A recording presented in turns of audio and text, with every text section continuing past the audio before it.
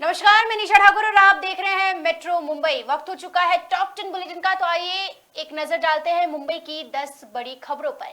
देखिए, clean up martial से मुंबईगरों को बड़ी ही मुश्किल से छुटकारा मिला था। कोरोना काल में क्लीन अप मार्शल ने मुंबईगरों के नाक में दम करके रख दिया था। अब एक बार फिर से क्लीन अप मार्शल्स मुंबई में सक्रिय होने जा रहे हैं। बीएमसी ने एक बार फिर से क्लीन अप मार्शल्स की नियुक्ति करने का फैसला लिया है। तो क्या इसकी वजह एक बार फिर कोरोना है? मास्क न पहनने को लेकर फिर सख्ती की जाएगी? नहीं, मुंबई में सफाई को लेकर और जगह जगह गंदगी फैलाने को लेकर इस बार क्लीन अप मार्शल्स सड़कों पर नजर आएंगे। मुंबई की सड़कों पर थूकना और कचरा फेंकना अब फिर से लोगों को भारी पड़ने वाला है। बीएमसी ने अब सड़कों पर फिर से क्लीन अप मार्शल्स की तैनाती की है। बीएमसी ने सड़कों और शहरों को साफ रखने के लिए शहर में फिर से सफाई मार्शल नियुक्त किए हैं।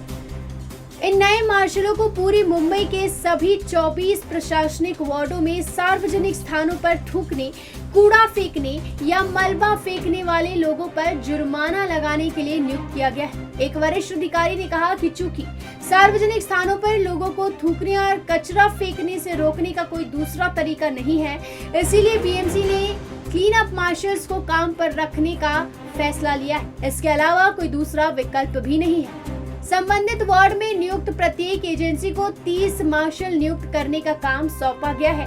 उन्हें दिए गए 1 महीने की अवधि में सभी मार्शलों का पुलिस सत्यापन करवाना होगा। ठेका 1 साल के लिए दिया जाएगा। अधिकारी ने कहा कि मानदंडों का उल्लंघन करने पर एजेंसियों पर भी नजर रखी जाएगी और उन पर जुर्माना लगाया जाएगा। Bureau report, metro Mumbai. तो अब खबर ये आ रही है कि शिंदे और भाजपा के बीच अंदरूनी दरार है, जो कि कहीं ना कहीं खुलकर दिखने भी लगी है। इसके बाद लगातार ये सवाल कि आखिर ये सरकार कितने दिन टिकेगी। देखिए, 1.5 महीना हुआ है सरकार बनकर और रोजाना कोई नया पंगा सामने आ जाता है। क्या महाराष्ट्र की राजनीति में फिर कोई फेरबदल दिखने वाला है? भारतीय जनता पार्टी और शिंदे गुट के बीच बढ़ती और दिखाई देने वाली तनातनी तो इसी ओर इशारा कर रही है। महाराष्ट्र में बीजेपी और शिंदे खेमे में क्या दरार आ गई? ये एक ऐसा सवाल है जो वर्तमान में महाराष्ट्र की राजनीति पर लटका हुआ है। निश्चित रूप से भाजपा की ओर से आने वाले संकेत बताते हैं कि मुख्यमंत्री भले ही एकनाथ शिंदे हो, लेकिन वे सिर्फ फ्रंट फुट पर खेल रहे हैं। पार्टी की राज्य इकाई के अध्यक्ष चंद्रशेखर बावनकुले ने दावा किया कि राज्य के अगले मुख्यमंत्री देवेंद्र फडणवीस होंगे। वहीं भाजपा ने घोषणा की कि वो बुलडाना से 2024 में लोकसभा चुनाव के लिए उम्मीदवार उतारेगी। वर्तमान में ये सीट शिवसेना के उन 12 सांसदों में से एक प्रताप जाधव के पास है, जो शिंदे खेमे में चले गए थे। केंद्रीय श्रम मंत्री और भाजपा के राष्ट्रीय महासचिव भूपेंद्र यादव जल्द ही निर्वाचन क्षेत्र का दौरा करेंगे। राज्य में भाजपा ने जिन निर्वाचन क्षेत्रों की पहचान की है, बुलडाना उन्हीं 16 में से एक का है।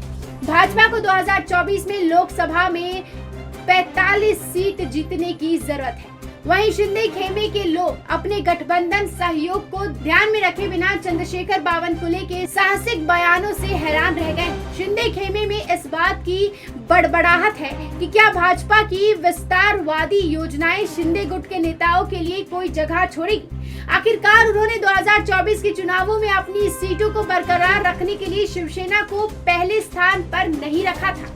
एक रिपोर्ट के मुताबिक शिंदे खेमे के एक मंत्री ने नाम छुपाने का अनुरोध पर कहा। 12 मौजूदा सांसद ने इस विश्वास के साथ अपनी वफादारी दी है कि अगले लोकसभा चुनाव में उनकी राजनीतिक संभावनाओं की रक्षा की जाएगी। महीनों के भीतर ही भाजपा ने हमें विश्वास के लिए बिना सीधे घोषणाएं करनी शुरू कर दी है।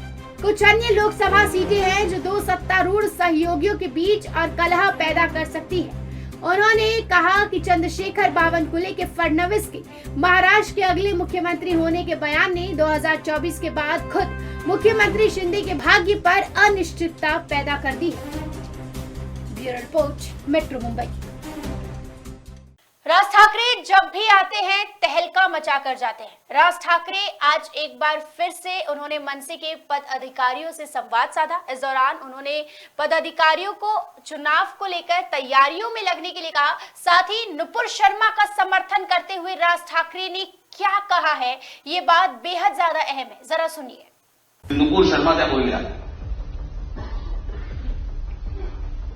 त्याला काढून काय टाकलं, माफी काय मागितली सगळ्यांनी, त्या काय स्वतःच्या मनातलं बोलत नव्हत्या. झाकीर नाईकच्या एका इंटरव्ह्यूमध्ये त्यांनी तेच सांगितलंय जे नुपूर शर्मा बोलत होते.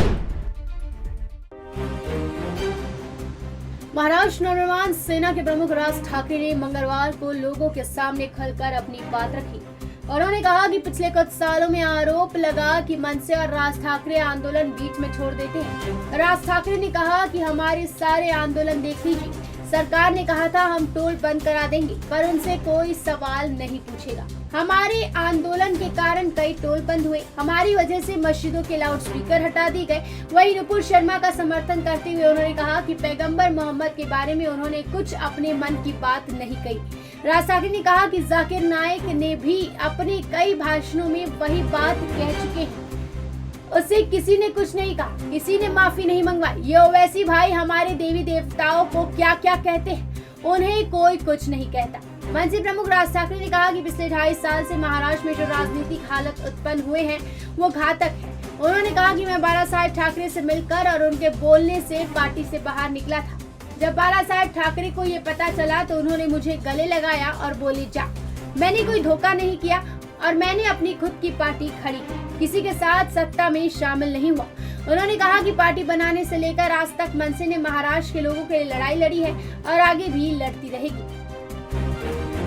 Report metro Mumbai.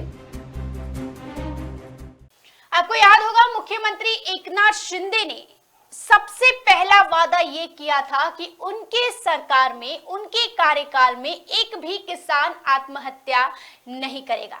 लेकिन कहीं ना कहीं वो अपना ये वादा नहीं निभा पा रहे हैं और इसी को लेकर एकनाथ शिंदे ने आज तमाम किसानों को एक भावुक पत्र लिखा है.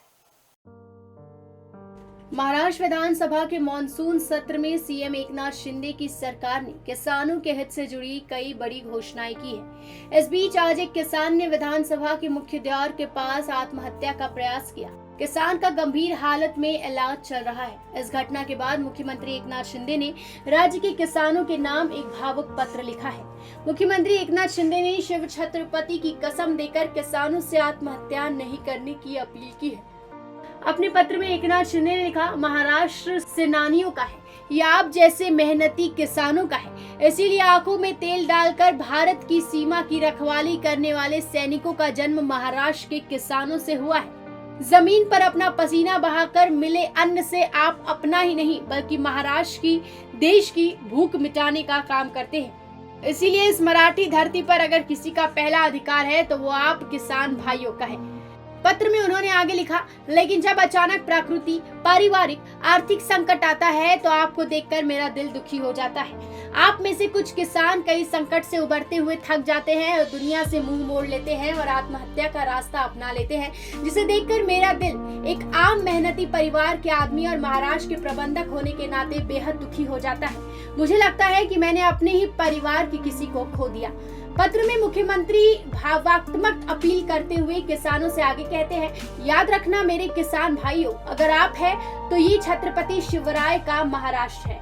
आपका जीवन इतना सस्ता नहीं है कि किसी पेड़ पर लटका दिया जाए.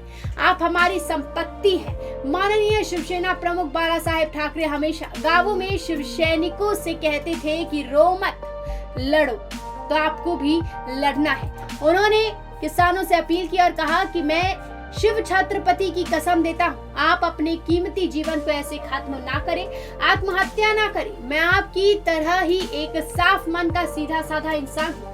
मैं आपका अपना हूँ, आपका दर्द समझूंगा, मंथन करूंगा. मैं आपको इस स्वर्गीय संकट से, इस साहूकार दुष्चक्र से बाहर निकालने के लिए हृदय संकल्पित हूँ.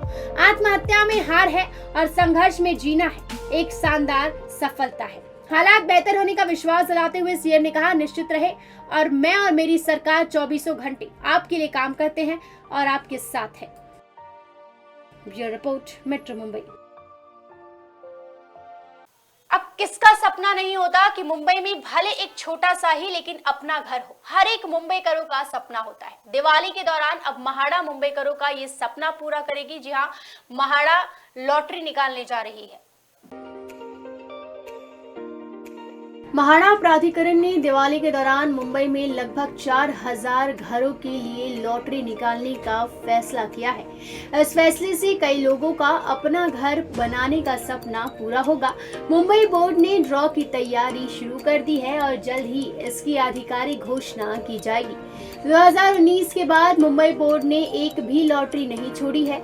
मुंबई बोर्ड के पास आवंटन के लिए पर्याप्त घर नहीं है और निर्माणाधीन मकान आवंटन के लिए 1 वर्ष के भीतर सौंपने की स्थिति में नहीं है। इस वजह से इस दिवाली लॉटरी की खबर ने घर का सपना देखने वालों को राहत जरूर दी है। महाड़ा के एक अधिकारी ने बताया कि मुंबई में करीब 4000 घरों के लिए लॉटरी तैयार करने की तैयारी शुरू कर दी गई है। उन्होंने ये भी कहा कि दिवाली से पहले एक विज्ञापन प्रकाशित किया जाएगा, जिसके बाद वास्तविक ड्रॉ निकाला जाएगा। महाड़ा ने इस ड्रॉ में पहाड़ी गोरेगांव के 3015 घरों को कम आय वाले और 2683 घरों को अत्यंत अल्प आय वाले लोगों के लिए रखा है। Bureau report, metro Mumbai. तो क्या कभी आपने सुना है कि सांप की भी कीमत लग सकती है, सांप की भी तस्करी हो सकती है? ऐसा ही एक मामला थाने से सामने आया है, जहां एक दोमुहे सांप की तस्करी के मामले में 5 लोगों को गिरफ्तार किया गया है। दरअसल सांप का उपयोग काला जादू करने के लिए किया जाता था, और आखिर ये सांप और कहां-कहां उपयोग होता है, जानिए इस रिपोर्ट में।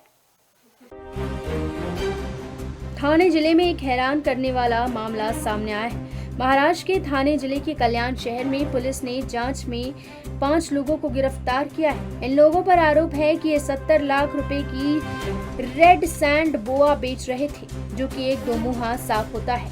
खड़कपाड़ा थाने के वरिष्ठ निरीक्षक सर्जेराव पाटिल ने बताया कि गुप्त सूचना के आधार पर कल्याण पुलिस ने जाल बिछाकर घंडारी पुल के पास से आरोपी को गिरफ्तार कर लिया है। गिरफ्तार आरोपी टिटवाला, वाड़ा, पालघर, मनोर और भिवंडी इलाके में रहने वाले हैं। उन्होंने कहा कि पुलिस एक अन्य आरोपी की तलाश में है, जो भागने में सफल रहा। अधिकारी ने बताया कि इस संबंध में भारतीय दंड संहिता और वन्य जीव संरक्षण अधिनियम की संबंधित धाराओं के तहत मामला दर्ज किया गया है। आपको बता दें कि इंटरनेशनल मार्केट में इन सांपों की बहुत डिमांड होती है। इसके अलावा समाज में फैले कई मिथकों के चलते भी इन दोमुहे सांप की कीमत बहुत ज्यादा है। अधिकारी ने बताया कि दोमुहे सांप को इंटरनेशनल मार्केट में बहुत डिमांड है। उससे सेक्स वर्धक सहित कई अन्य दवाएं बनाई जाती है। इतना ही नहीं, दोमुहे सांप को लेकर कई लोगों में मिथक है। वे मानते हैं कि दोमुहा सांप भाग्य के लिए अच्छा होता है। कई जगह इसका प्रयोग काला जादू के लिए भी किया जाता है। मलेशियन मानते हैं कि जिसके पास दोमुहा सांप होता है उसका भाग्योदय हो जाता है। अधिकारी की माने तो दोमुहा सांपों को लेकर जो भी मिथ फैले हैं, उनके शिकार कई पढ़े लिखे लोग भी हुए हैं। लोगों को लगता है कि अनुष्ठान में इन सांपों का प्रयोग करने से उनके ऊपर रुपयों की बारिश हो जाएगी। सेक्स को लेकर इन दोमुहे सांप का उपयोग कर दवाई बनाई जाती है। सर्वशक्तिमान बनाने का भी एक मिथक लोगों के बीच फैला हुआ है। दोमुहा सांप को पकड़ना बहुत आसान होता है। ये सांप जहरीला नहीं होता। इनका आकार मोटा होता है। ये बहुत सुस्त होते हैं, बहुत धीमे धीमे रेंगते हैं। इनमें फुर्ती बिल्कुल नहीं होती। सांप खुद को बचाने के लिए चूहे के बिल में छुप जाते हैं। कहते हैं कि ये अपना बिल तक नहीं बना पाते। एक दोमुहा सांप की उम्र लगभग 15 से 20 साल तक की होती है। Bureau report, metro Mumbai. तो साइलेंस जोन में शोर मचाने के तहत मुंबई में कई डेवलपर्स पर, कई बिल्डरों पर चाबुक चलाया गया है। इल्जाम ये है कि साइलेंस जोन के हिसाब से जो कंस्ट्रक्शन के दौरान शोर शराबा किया जाता है, वो डेसिबल से कई ज्यादा होता है, इसीलिए कार्रवाई की गई है। महाराष्ट्र के उप मुख्यमंत्री देवेंद्र फडणवीस ने बताया कि मुंबई पुलिस ने 5 डेवलपर्स के खिलाफ नो कंस्ट्रक्शन वर्क और साइलेंस जोन के सुप्रीम कोर्ट के दिशा निर्देशों का उल्लंघन करने के आरोप में प्राथमिकी दर्ज की है। बीजेपी के वरिष्ठ नेता फडणवीस ने महाराष्ट्र विधान परिषद में एक लिखित जवाब में ये बात कही। उप मुख्यमंत्री देवेंद्र फडणवीस को हाल ही में राज्य विधान परिषद में सदन का नेता नियुक्त किया गया है।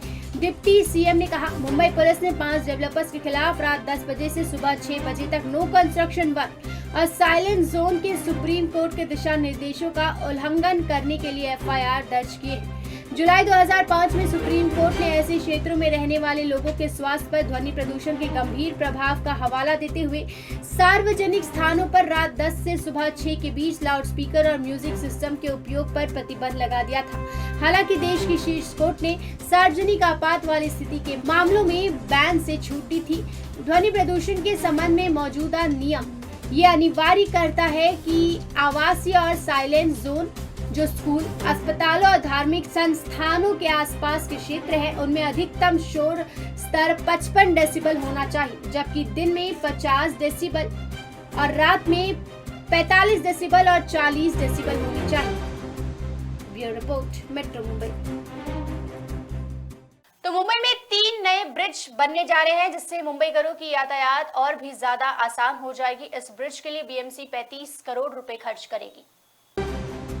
बीएमसी ने पश्चिम उपनगर के मलाड और जोगेश्वरी में 3 नए ब्रिज बनाने का निर्णय लिया है। इन ब्रिजों पर बीएमसी 35 करोड़ रुपए खर्च करने जा रही है। वर्तमान में बीएमसी में प्रशासक नियुक्ति किया गया है। सभी प्रस्तावों को बीएमसी कमिश्नर इकबाल सिंह चहल द्वारा किया जा रहा है। इन 3 ब्रिजों के लिए प्रशासक ने बिना निविदा निकाले मंजूरी दी है। कोविड से पहले यानी सितंबर 2019 में 3 ब्रिज और 2 पुराने पदचारी पुल को गिराकर पुनर्निर्माण करने का ठेका Bucon engineers and infrastructure private limited को देने का निर्णय स्थायी समिति ने किया था, जिसकी लागत करीब 31 करोड़ 83 लाख रुपए थी। बरसात को लेकर इस कार्य को 24 महीने में पूरा किया जाना था, लेकिन 3 साल में उन ब्रिजों में से 3 ब्रिज और 1 पदचारी पुल का काम पूरा कर लिया गया है, जबकि 1 पदचारी ब्रिज का काम अभी भी अधूरा है। ये कार्य शुरू रहते ही बीएमसी प्रशासन ने Bucon engineers and infrastructure private limited को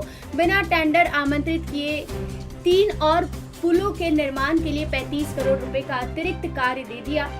खास बात यह है कि बीएमसी प्रशासक ने बिना निविदा निकाले ठेकेदार को ब्रिज निर्माण की राशि 4 करोड़ रुपए अधिक देने का निर्णय लिया है। Bureau report, metro Mumbai. बहुत लोगों का शौक होता है गाड़ी में अलग तरीके का हॉर्न लगाना, साइलेंसर लगाना, लेकिन इससे कहीं ना कहीं शोर शराबा तो बहुत ज्यादा होता है। अगर आपने भी अपनी गाड़ी में इस तरीके का हॉर्न लगाया है तो सावधान हो जाइए, क्योंकि चालान कट सकता है। सड़क पर 2 पहिया वाहन चलाते समय सिर्फ हेलमेट पहनना और डॉक्यूमेंट साथ रखना ही काफी नहीं है। आपको और भी कई ट्रैफिक नियमों का पालन करना पड़ता है।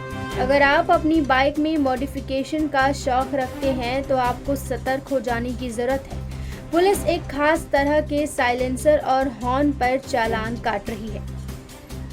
ट्रैफिक पुलिस ने हाल ही में वाहनों में प्रेशर हॉर्न और मॉडिफाइड साइलेंसर का इस्तेमाल करने वाले चालकों के लिए एक विशेष अभियान शुरू किया है। एक रिपोर्ट के मुताबिक पकड़े जाने पर चालकों से 1000 रुपए का जुर्माना लिया जाएगा। दरअसल हैवी हॉर्न और मॉडिफाइड साइलेंसर पर चालान का नियम है, क्योंकि मॉडिफाइड साइलेंसर पंजीकरण प्रमाण पत्र उल्लंघन के तहत आते हैं।